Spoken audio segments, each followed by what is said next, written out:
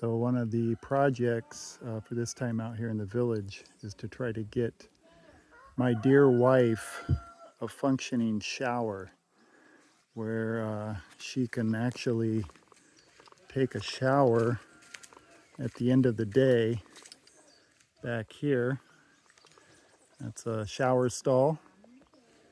Take it there in the privacy of that place, as opposed to a dip bath where you take a small bucket down, and you can probably see the blue water tanks down there at the spring.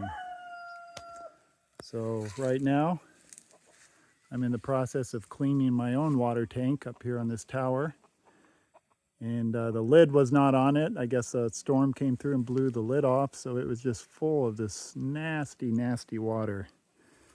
I'm sure we were one of the main producers of mosquitoes in the area, but anyway, all kinds of bugs, dead things. And so I am now using the hose that I'm going to hook up our water system with to siphon all of that nasty water out of there. So after I get done with that, the next step will be to take my little 12-volt water pump down there to the spring, pull some wires down there for my 12 to run off my 12-volt system here, and pull the hose down there. And hopefully by the end of the day we can get some water into that tank.